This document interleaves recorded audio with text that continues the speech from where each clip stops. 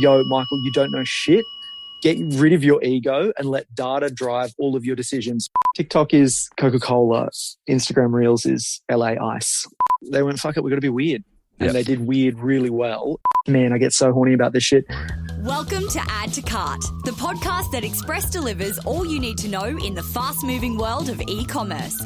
Every month, Nathan Bush from 12 High and an e-commerce industry expert will share the news, research and insights that you need to know to keep you at the top of your game. And of course, keep your customers adding to cart. Hello and welcome to Add to Cart. My name is Nathan Bush, host of Add to Cart and director at e-commerce talent agency eSuite. The mission of today's guest is to make brands that people don't hate. But I don't think that's doing himself much justice. Michael Beveridge is the content director at Bailey Nelson, the eyewear company, and he's led creative at brands like Koala and Good Pair Days. From that alone, you can see that we're not talking about the typical creative here. Michael makes retail creative that truly stands out. In this episode, we talk about the benefits of an internal creative team versus an agency approach, especially for those brands that are in the startup phase. We talk about how to use data to free up creativity in performance marketing, and also how to stay on top of culture and trends to avoid middle-aged bitterness. I feel like that was firmly directed at me. There's lots of swearing and at times inappropriateness in here. For anyone who's been around creative teams, this won't come as a shock, but if you've got kids around, you just might want to be careful. But it is hugely entertaining. I just love this chat. It was recorded at 7 a.m. during lockdown, so please forgive the garbage trucks, the breakfast noises, and a special guest appearance from my daughter Grace. What a world we live in right now. Thanks to our partners Shopify Plus and Signet. Here's our conversation with creative extraordinaire Michael Beveridge. Michael Beveridge, welcome to Add to Cart. I shan't abandon this cart, buddy. Hell yeah. You are too kind. After going down to your local servo and not being able to get coffee, you're still here. Thank you.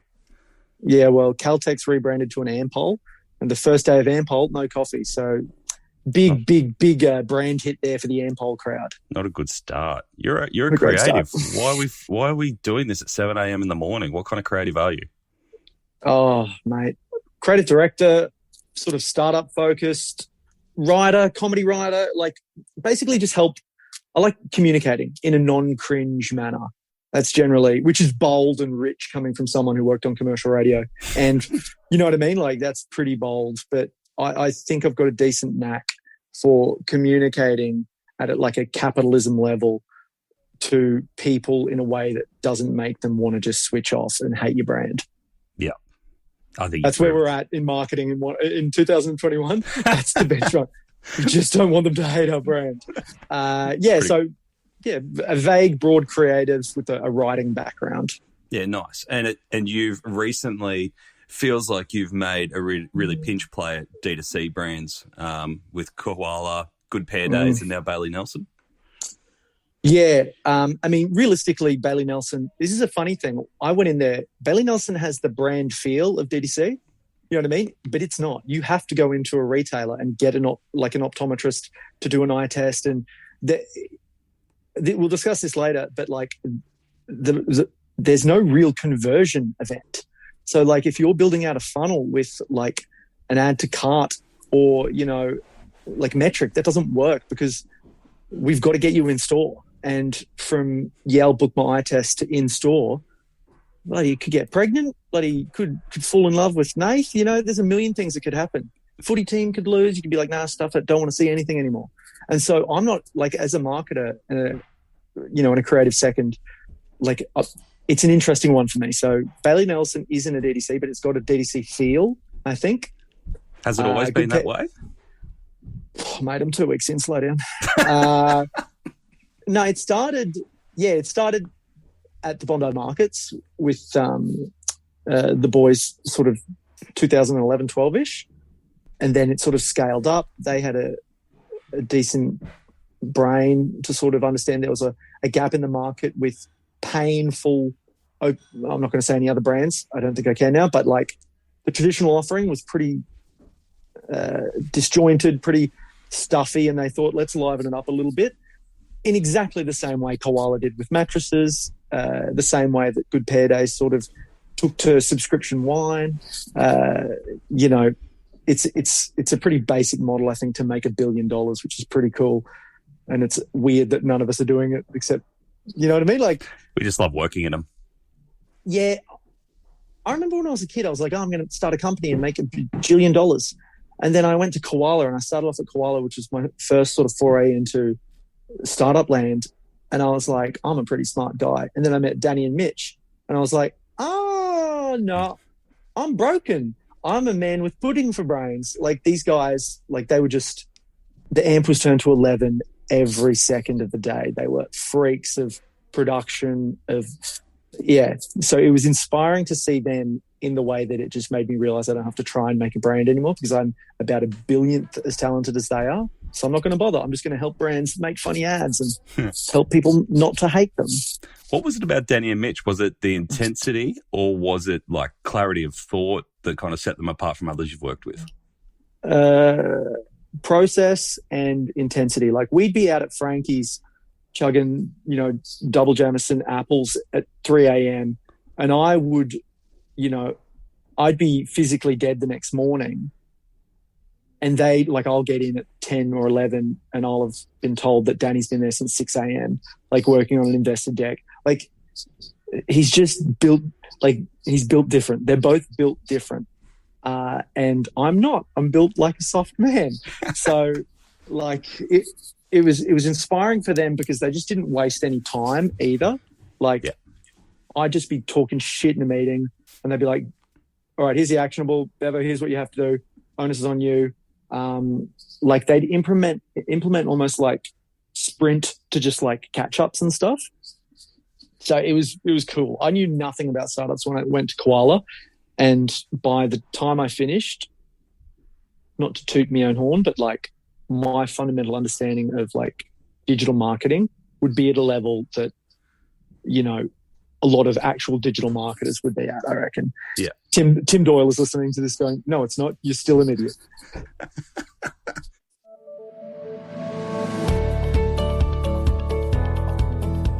Peter Shepard Footwear pride themselves on delivering their customers the perfect fit. Unfortunately, this didn't apply for their own e-commerce technology. Stuck on a niche legacy platform, it took the Peter Shepard team up to 24 hours to make simple changes. It's not quick enough in today's fast-paced e-commerce world. Enter Shopify Plus. Peter Shepard migrated to Shopify Plus, including a full POS migration, reliable media library, and an automated reporting suite. Oh, and did I mention? Instant updates. As a result, Peter Shepard tripled their conversion rate and increased e-commerce revenue by 30%. Talk about some nimble footwork. To read more of Peter Shepard Footwear's story and to see other case studies, visit the customer section on shopify.com.au/plus.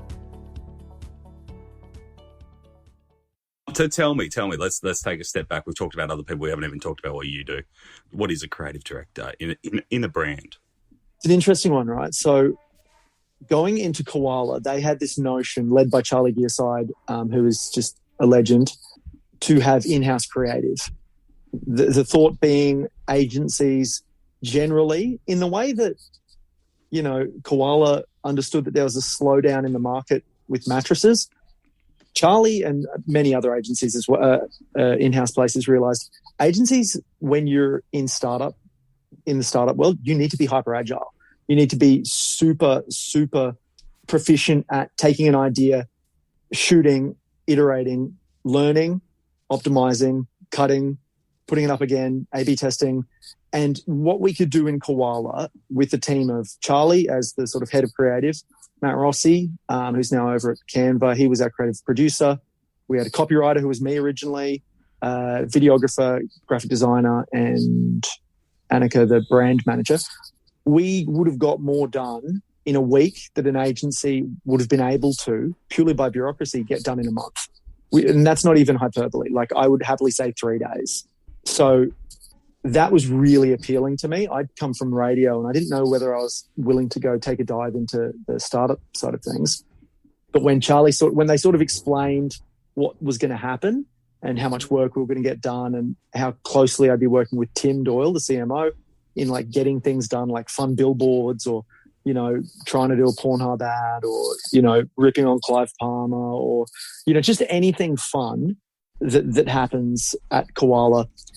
It was ideated, written, and then sort of designed the next day, as opposed to, hey, can we get the client on the line to talk about what's the process for getting it he's done his 6 billable hours this week. So, you know what I mean? It's just, It doesn't work when you're in hyper-growth phase. So do you think that's any different? Does that matter if you're a startup or an established company? Like, are the principles the same? If you want to move fast and do out there work. What do you mean if say Woolworths wanted to eschew their agency? I don't even know if they have one, but whatever a big client is, if they were to get rid of their agency and go completely in-house? Yeah. No, I think if you're a massive one with like 1 million moving parts, it's pretty tough because you need someone to, like, if you're putting, 1.5 million into TikTok, that's a pretty big pie to have one person looking after. So at Koala, sort of by the end, as we'd really hit growth, we had project managers coming in and creative managers and then VPs of creative and a couple of creative directors. And I'm going to say that any company sort of 50 to 100 employees is like ideal for having a creative director. For an in-house team, you can be anything. You just need to have a unicorn. So Koala started with Charlie Gearside, who could code. He went to Kofa. He was a copywriter and he could shoot. Like, disgusting, putrid level of skill. So it started with him, and then he basically just got the bits that he wanted help in. And then we had our own little agency. And so to answer your initial question, a creative director at an in-house brand basically does the work that an agency does, led much better by clearer access to data, more insight by touch points with employees and customers, and a better finger on the pulse than an agency could ever dream of having just by the nature of being in the office. And you basically do the work of an agency. Yeah. That's basically what it is. So in my head, creative directors at agencies, way more nimble in terms of like just thinking lots of different things. But creative director at a brand, like, you have to know what your 6 different fonts are. Like you need to know everything because you're the last eye over it. Yeah. So yeah, it's a really cool position that I think a lot of people would do really well at. And I think a lot of companies in Australia are starting to see how good in-house creative can be. Sportsbet, so good. Who knows Sportsbet better than Sportsbet? Nobody. Who gets the data on what their punters are like putting multis in? Sportsbet. The agency can't get that. Sportsbet aren't going to give that data to an agency. So you've got Rocky or whoever the boys are there popping their head in. They're like, oh, the quaddie here's blowing up. Maybe we should just do and they both have an X for a first name. Let's say, let's call it the double X up for W20 back or some shit. Like, they can do that. Yeah. And they can do that in 30 minutes. An agency just can't do that. They can think 3 months ahead. And I guarantee at agencies, there'll be copywriters and little creative teams being like, we've got a great idea. And a CD who's just weather worn with bureaucracy would just be like, mate, it's not worth it. Let's not bother. Yeah. Do you think there's also a trust barrier from an agency? So even if you have a great relationship and an agency comes up with an idea, it still takes them a while to pitch the idea to a brand and get a brand on board. Whereas if it comes internally, there's that level of, yeah, you're one of us. Well, you've got the best interest of us in, like, I promised myself I wasn't going to go too hard on agencies here, but like, everyone listening that has been at a client side knows full well and has seen it firsthand, agencies doing work that is clearly just to get an award. So at Koala, we had a very, very firm rule: no awards. You know what an award is? ROAS. You know what a reward is? Revenue. That's what good creative is. If your ad isn't bringing in revenue, it's a shitty, like, revenue driving ad. If your engagement top of funnel ad isn't bringing in engagement, but it won a silver Mad Club award or some shit, it's a shitty ad. I'm sorry. Like, it's just the way it is. And I think everyone knows that agencies take their sweet time to get stuff done because they're justifying their existence for certain roles. People in the trenches, copywriters, art directors, finished artists, creative directors even, and account managers, they matter. But then you've just got, your assistant head of strategic planning coming in and being like, let's and ah on this. It's like, bro, you don't even What's her name? You know what I mean? Like, what? Name 4 of our products. Like who's it? You know what I mean? Like, you can't just get it from one of those Julian Cole strategy docs that are incredible. But like, when we're talking about a business's future, like, it's not just one of your clients. It's like, this is their future and they employ 60 people. Yeah. Like, you can't just pop in. So I think agency can sometimes shoot itself in the foot, and they need to shape up pretty quick, I reckon. Like that award culture and that, I reckon all of that's just a little bit silly to me, and I'll probably get shredded for that. And they'll be like, you haven't won any. And I'll be like, false. I won a bronze bad club in 2009. Thank you very much. Oh, yeah. Yeah, what's up? That's not an award. It's weird that you're still wearing it around your neck, but... Bro, it keeps me grounded. I like Bronze, it. Always looking for gold. Brisbane for life. Hell yeah, baby. It's funny that you talked about... Actually, I was going to say that on the agency side, and then we'll leave agencies alone. But it feels like retail's a different beast too, because like retail, no matter how shiny it is on the outside or how pretty or branded it is, it's still retail. And at the end of the day, sales still matter. So you need to know your product and you need to know what your sales are. And you're like fucking in the trenches, whereas agencies rarely get in those trenches, right?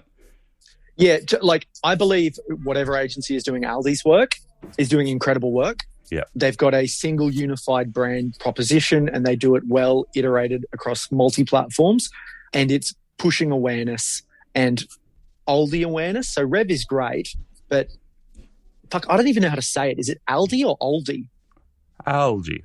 Yeah, so I've been saying Aldi for ages. No, I've got no idea. Yeah, neither do I. But like, I know that they do cheaper stuff and they check out stuff quickly and you have to bring a box. Like, so I need to learn more about the quality of their stuff. So when they had all those weird ads they did, they knew that they probably couldn't compete with Woolies and Coles spend. So they went, fuck it, we've got to be weird. And they did weird really well. And they're pushing, I think, like really great top of funnel awareness. It's probably pushing through to lift in rev. Yeah. Weirdly, Aldi aren't giving me that data. Weird. Well, apparently they're going to go online soon too. They're going to put their special buys and their alcohol online very, very shortly, which will create a internet. Bro, those special buys, yeah, it'll just be like Click Frenzy, the first time Click Frenzy happened. Yeah. But Aldi will get it right. The Germans, you know, they can't deal with any more bad press in the world. So they make sure shit runs smoothly. So yeah, no. So retail is a little bit, you know, we all remember Rivers ads. We all know like Big W ads from back in the day before Kmart switched into gear. Like retail is a little bit yucky, but like you still... I don't think it's yucky. I just think it's not as pretty as other brands. It's just when it comes to it, it's down and dirty. It's like it's get in the trenches and know your shit, know your data, get into the details. Yeah, and I think also one more minor point that I think is a fundamental flaw with the way agencies operate is and I've dealt with it with so many people that I've had working under me. Performance ads are shit, and I don't care about them. What is your problem? That drives 80% of rev. Are you insane? Yeah. You can iterate. You can learn. You can A/B test. You can de-risk your campaign by running performance ads are the best thing in the world. And as much as anyone listening to this that worked at Koala with me and knew how much I hated writing performance ads will be like, you're being a hypocrite, but I do understand the value of them. You know what I mean? And what's great is, oh man, I get so horny about this shit. Like when we run YouTube at Koala, we would always shoot 3 intros, right? Just to get past that 5-second or 6-second bumper or trivia or whatever it is. Like we would shoot 3 intros and we would play them all. We'd let it run for a week. And, you know, the first 5-10 seconds of a YouTube long form is the most important. And then we would just put all the money into that one. And shooting maybe 15 campaigns at Koala, how many times do you reckon I got it right as to which one was the better intro? I'm going to go 33%. Just once. just once. And it was so great as like a middle-aged white male creative who have the reputation of not a good thing at the moment to just go, yo, Michael, you don't know shit. Get rid of your ego and let data drive all of your decisions. You know how to make things funny, but don't make the decision about what the insight is. Let the data drive you. And they don't have that at agencies. By nature, they don't have access to the data. Yeah. At Koala, I'd walk over to Tom Hunt and I'd say, mate, are we getting, like, he'd be like, oh, we've got cross-sell popping up between bed bases and mattresses and white sheets. So maybe we could do something. And I'm like, okay, we'll make sure we use that in the next campaign we shoot. Everything was data led. Like we made decisions on stuff that were all either led by performance ads going well. Like we'd be like, start post copy with just oi, decent sale, versus Koala's birthday sale is here.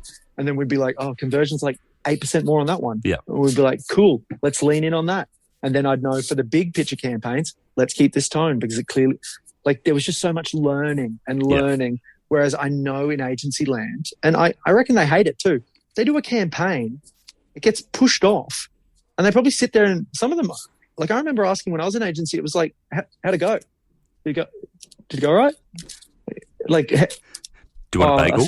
I see a close sign on your business window, so obviously you wasn't killing it. Like the campaign finishes and businesses try to do cut downs and scale and figure out which bits of it work. And then agencies try to hit the deadline for, whatever award show is coming up. And it feels, and I'm sure not every agency person does it, but that's the reputation you got. And that's what it is, And I think, are we talking specifically creative agencies here? Or are we talking broader than that? No, because I think media agencies are generally focused on, it's a very broad stroke, right? It is. Super broad, and I don't mean to offend anyone, but if you're offended, have a look in the mirror. Like people who aren't offended by that would be like, yes, because I don't do that. If you are offended by it, you probably do it and you understand there's some truth to it. But one thing at Koala, again, that was really groundbreaking was that we bought media. I would buy the media. Matt Rossi would buy the media, because we would have an idea. Like we would be like, there's a billboard outside IKEA. Let's do a funny koala billboard. And let's just call JC Deco or Ooh and ask if we can do it. And they'll be like, okay, let's do it. We would just do that. And so when media is being bought by the creative team, you own the full spectrum of ways to communicate effectively. I remember there was nothing worse than being like, we're going to do some billboards. And the media agency would just be like, all right, here's your billboards. And I'd be like, is there any way we can get billboards within 400 square meters of another mattress shop? And they'd be like, you can absolutely fuck off. We're not doing that. Whereas because it's my idea and I want it to bloody sing, I'll sit down and I'll go through their box and I'll be like, yes, I want that one. I want this one. Like, what are the shittest looking, what are the shittest looking billboards that are in the middle of nowhere that we can just do the most insane message, have it up for a day, take a photo, put it on Facebook, boost it, work off the legitimacy of doing an actual billboard and not take a brand hit by people driving by. There's a million different benefits for it, and I don't know why media and creative don't exist together. And I think it's to justify a degree at QUT that probably exists in media. I'm not even going to go down that track. I'm not going to leave that one well alone. We've offended enough people already. Agency people, hang in there. We're going to just move off. Mate, here's the difference. Agency people, go to the creative shop's salary guide and look where you sit, because I can guarantee my wages aren't commensurate to agency wages. And that's because you guys have a system. You have things like you must be well awarded to get a job. Like I can never imagine like it's very gatekeepy to be at that level, and you get paid really well. So if you're upset that I don't like the way you work, look at the 2 houses you probably have, or the 3 pairs of RMs you own. Oh, I'm bitter this morning. The no coffee's kicked in. I feel like I need to run to Sydney to get you a coffee. No, I'm good. It's the fact that I just don't use Twitter anymore, so I've just got to take my vitriol out somewhere else. It's great. And keep in mind, some of the most amazing people are in the space, but just going to what could be considered the benchmark startup marketing team in Australia, if not the world, Koala, and if anyone questions it, we were sick. I could see where you could optimize at an agency level. And I think there's an agency starting, I think it's called like Accentuate, or it's got an A and a C and a Q, and it's like, we are an agency for startups, because they understand you can't put a diesel engine in it's like an agency is a diesel engine and startup world is petrol. And it's like, no, it doesn't work. Like, yes, agency will probably get you more grit. And I don't have a car, so I don't know how this analogy is going to turn out. But a big tank, that's an agency, and a quick MIG zipping about, that's a startup team. Yeah. I might regret this question, but I want to get inside your head. Sadness. Philadelphia 76ers and sadness. Can we talk about an ad, because you mentioned a couple of those koala campaigns. It doesn't have to be koala, but you mentioned around the Clive Palmer, the outside the IKEA, the Pornhub, and some of those campaigns. Can you talk to us about a campaign that's always stuck with you and the process of coming up with the idea all the way through to execution? So, like, the benchmark for a lot of startups in like starting to get into that hyper growth phase of being like, oh shit, we're on here, boys, is the koala they hate us story. Because if a creative watches it, they'll just be like, it's shit. But if a brand owner and a customer watches it, it covers, we call it edutainment, in that we don't have, I think we were at like unaided brand awareness of like 4 or 6% or something when that kicked off. So we couldn't be silly because people would just remember silly. They wouldn't remember who we are. We couldn't tell them who we are in a boring way because we wouldn't get any view-through rates. And it was a long form leading on YouTube. So we had to figure out a way through editing, through iterating, through testing, telling the entire premise of Koala, all of the really engaging bits, the free 4-hour delivery, the fact that we needed a common enemy to unite the viewers, being Big Mattress. You know, we've all had a shared experience. Like, there was a lot of great thinking in that for a script that was written pretty quickly. Charlie and Danny and Tim and Mitch sort of briefed me, and I can't remember. I'm pretty sure I wrote a bunch of it. Charlie definitely did a bit, but like, they really explained what we were trying to do here. And we had this mantra of, if we were good comedy writers, I'd be writing for Auntie Donna. You know what I mean? But it's not. I work in a mattress factory, so just shut up and sell the product. So I didn't try to be like, have artistic license. It was like, just write some funny, flowing content, cast well, chuck in what I call Easter eggs, which have gone through every bit of creative I do now. It's an Easter egg is if you have a shot. So let's say we were doing, there'll be a bit where it goes, traditional mattress shops make you come in and lie down for 5 minutes wearing your clothes. And that's not really how you sleep. We would have that bit, right, which tells a point, and we all go, yeah, it is weird that we test a bed we're going to have for 10 years in our clothes with shoes on while a man called Hank looks at you. And so that's a shared experience, and then we explain it really well. But the Easter egg was like, well, fuck it, let's get Aaron Gox, the comedian, to be the salesman. Because if you don't know who he is, you're just like, oh, yeah, salesman. If you know who he is, you go, fuck, that's Goxie. Or that's so sick, they got Goxie in an ad. Like, things like that. Yep. Or if there's a picture on the wall that's in the background and you can put like a Napalm Death album in there, and the 1% of the world that knows Napalm Death, they'd be like, is that a fucking Napalm Death album? And like, bang, like they've just had an emotional connection with like, and there'll be a discussion point there. And if you're doing a 2-minute video, you can fit in 20 of these. I feel like you've become an Easter egg as well. Just watching, I can always see a Michael Beveridge ad because I go, this looks like your work. And then, boom, there you are. Yeah, well, got to get paid, baby. You know what? And it was the partnership that we developed with Vidico, who are a production company in Melbourne, who are, in my opinion, so we like how to look at bigger production companies, and they're great, but like, you know, your Infinity Squareds, your da-da-da, and the budgets were just skits compared to what we did. Like, we shot a lot of stuff in-house. Like, they'd have like 4 ADs. And I'm like, what? You don't need someone to get coffee. Just get coffee. Use your legs. You need someone to get coffee. Or just whatever. Like, or like the person who hands out scripts. I'm like, no, just everyone remember to bring your script. Like, it's just wasteful. And so we went to Vidico, who were sort of on the cusp of getting really great. They worked with me incredibly. They now do all the stuff. Like, they've done stuff for Uber, Square. Think of the Udi or whatever. Like, they're incredible, and you can tell their ads pretty quick. And I work well with their style. Hyper dynamic, made for view through rates, double what's expected. So yeah, that bit of creative from Koala really helped me understand what went well. And then after we put it to market, testing it and chopping it and being like, oh, Bevo, people are dropping out when you're on screen, so we're just going to cut your screen time. And me being like, that's great. Like, it's not an opinion, it's data. I can see the dip. Like, get it out of there. Just testing male and female VOs. Like, something so simple that we would just run a male, female. Conversion was 7% higher on the female. It's like, cool, guys, from this point on, we use females. Like, and no one tests that. They'll just be like, oh, this voice sounds better. For who?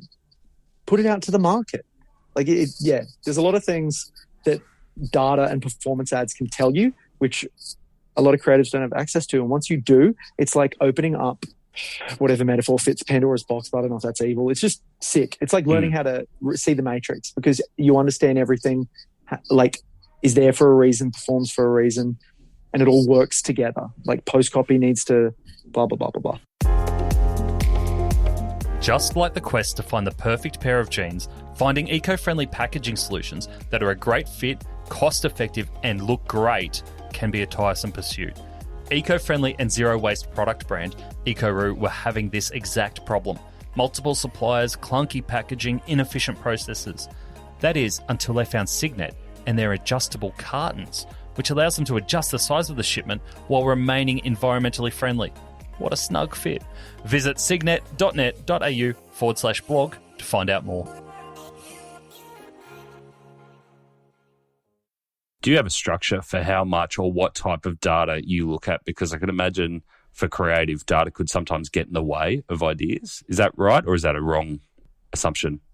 Oh, nah. If you're a creative director, if you've gotten to that level, you should have 50 ideas a minute. You know what I mean? Like, I'm not going to run out of ideas, and something can, and it'll come in phases. Like, let's say I'm doing, the new prescription sunglass range from Bailey Nelson, and I'm like, oh, I want to do a bit about something, and I do it. The data shows me it's shit, makes me question my ability, and I'm like, oh, I guess that insight wasn't right. But I move on, and then I just move on to the next job when we do optical multifocals, and I just try again, because you've got to have confidence if you're going to be a creative. So no, I think the benefits far outweigh the negatives. I'm trying to think of a negative. No, it's just ego, bro. It's ego. Yeah. It's like, oh, I reckon this will work, and they're like, no, it didn't work, and I'm like, what was sample size? Like, how many? Like, you know what I mean? Like, I'll try to fit, and you can't fight the data. And once you get that creative wanker ego out of you, you just become like a really pure ideas person that's fed all of these wonderfully true numbers that come from the only person that matters, your customer. You know what I mean? Not bloody whoever's on the judging panel at Cannes, or who is the ECD at the next publicist that you want to get a job at next, because Johnny Winkins is going over to join, bloody Gitsby Porterstein in Wonderman.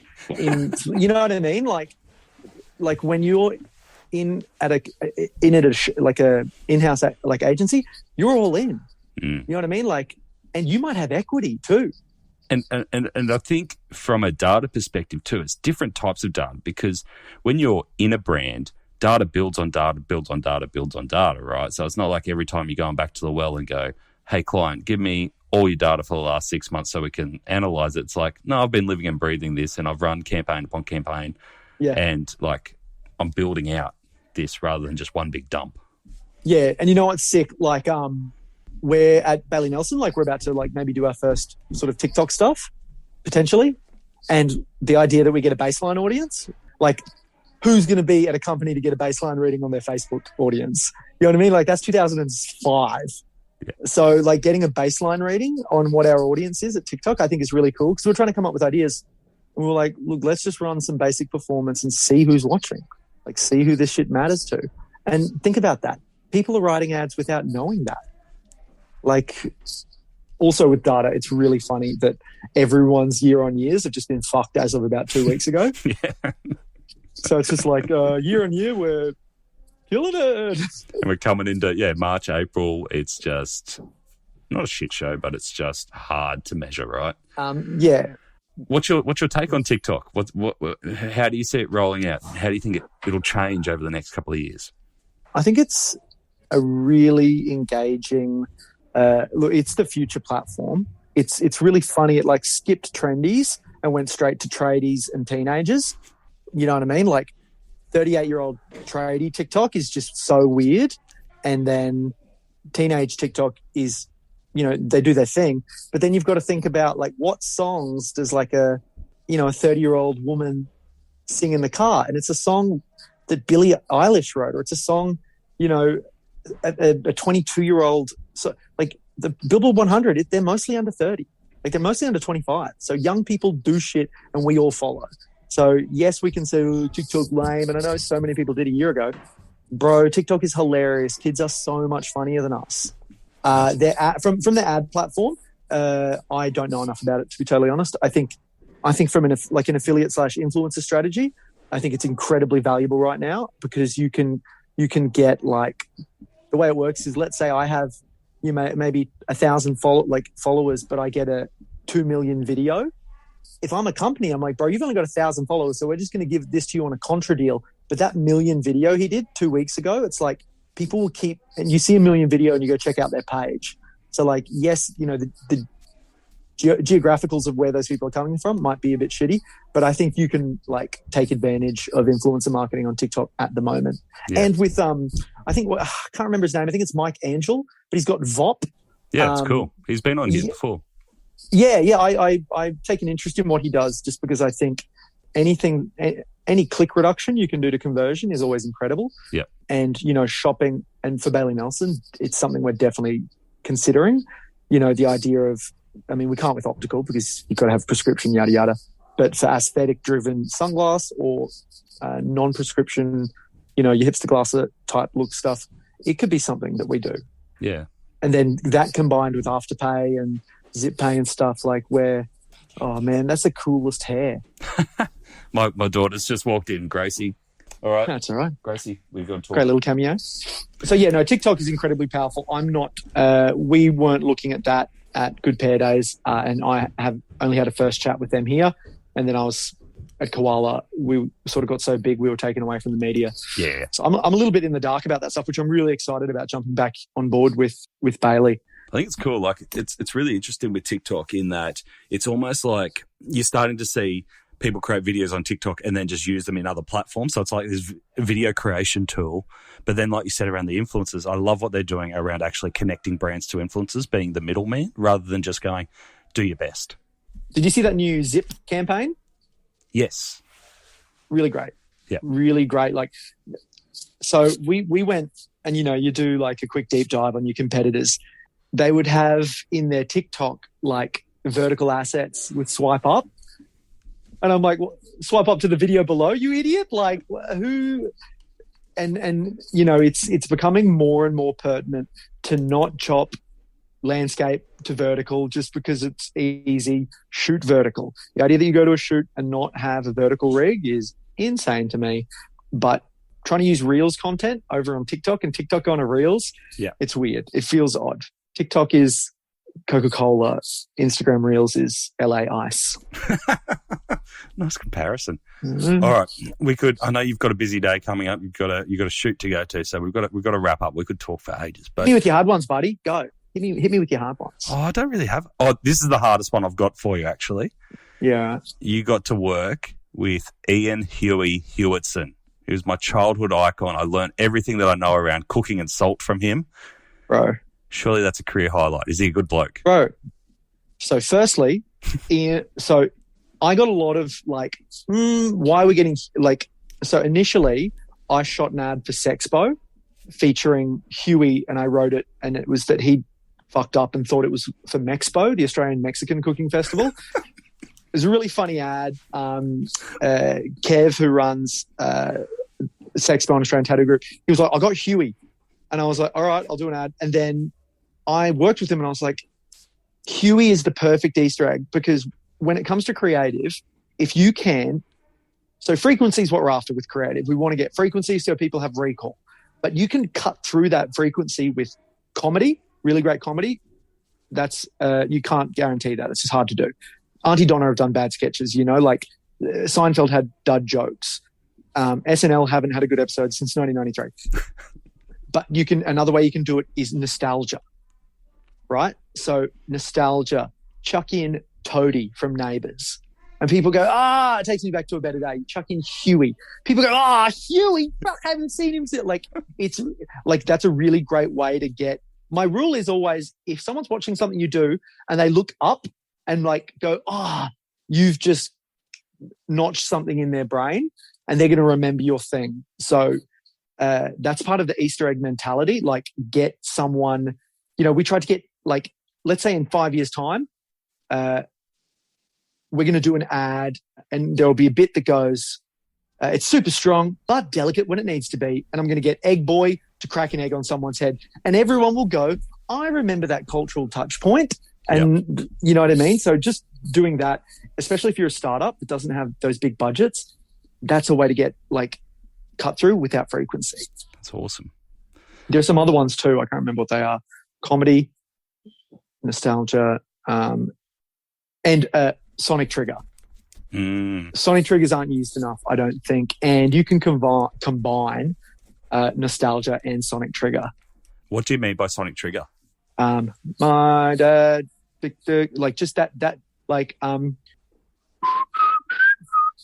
you know what I mean? Like just something like that, right? So they've done the work.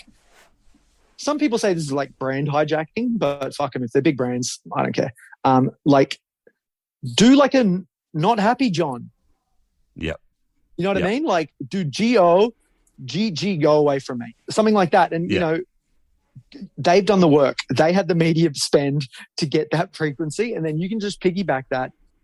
But as long as it makes sense, you can't just like mash it in quickly. Like it's got to make sense with the tone and everything.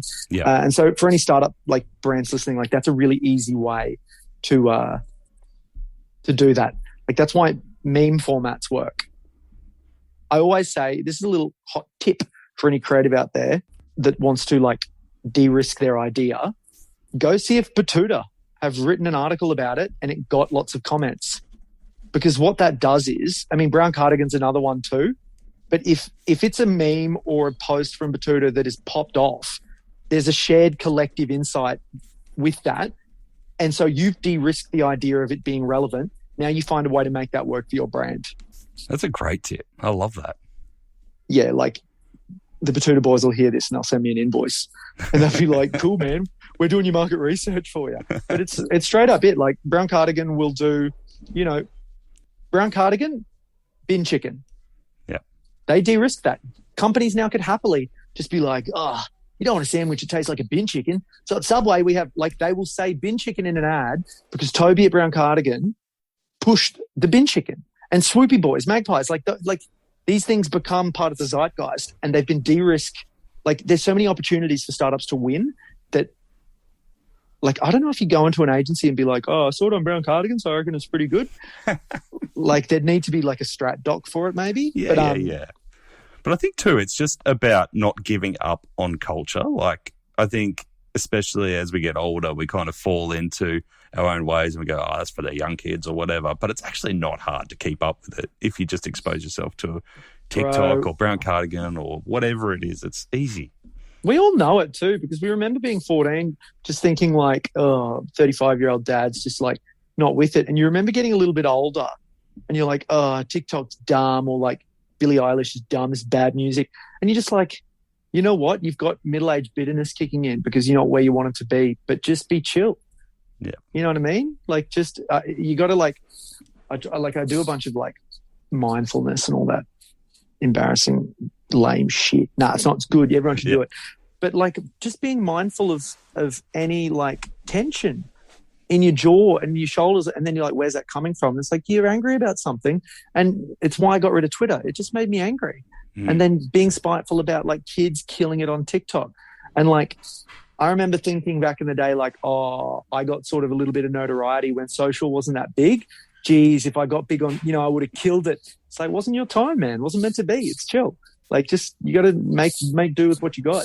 Let the kids figure it out. And then in, you know, or try and be a Clubhouse influencer, like the loser you are. Yeah. So yeah, those are some musings from me. Oh mate, so much gold in there, and I love what you're doing. So thank you so much for sharing.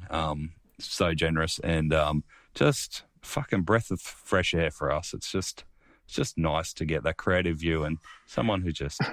Well, I think you know, like, yeah. Look, I don't know. My bosses might listen to this and be like, "You said fuck 38 times, bro." Like. You're representing us. How do you not like? I don't know.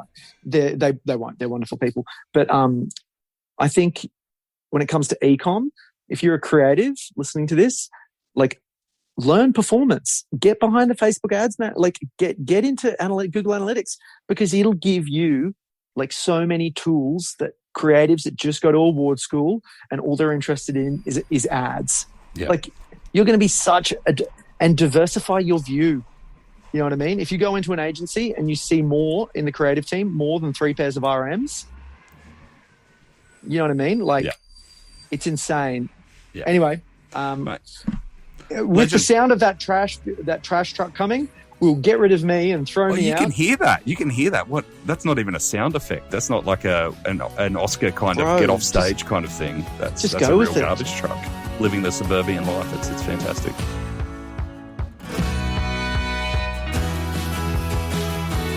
Anyone who's ever written and scheduled performance ads knows how brain-numbing and uninspiring they can be. But I love Michael's approach. He actually embraces performance ads because they act like an invisible test audience. Makes sense, right? It gives him the freedom to try different insights, ideas, and executions with little repercussions. He sees them as a way to broaden his ideas rather than limit them. And I thought that was a really refreshing take from this conversation. To finish up, I have 3 resources for you. Firstly, if you're a first-time listener of Add to Cart and you want to stay up to date with new episodes, head over to addtocart.com.au and you can sign up for our weekly newsletter. We'll let you know every time a new episode drops, as well as giving you my 3 takeaways from each episode and a link to the transcripts so you can know that this is an episode that you want to dive straight into. Secondly, if you want a weekly roundup of the best e-commerce case studies, tools, and research, sign up to the High Five Friday newsletter, which is delivered to inboxes at 8 a.m. every Friday morning. I read all the e-commerce news and send you the bits that I think you can take action from. Sign up at 12high.com.au/high five. And the last thing, if you are looking to explore your next e-commerce opportunity, head over to esuitetalent.com.au. We are a dedicated e-commerce talent agency connecting the best e-commerce talent with the fastest growing brands. Check it out, sign up to the email, and get in touch with me if you want to discuss your next move. Until next time, thanks for listening and keep those customers adding to cart.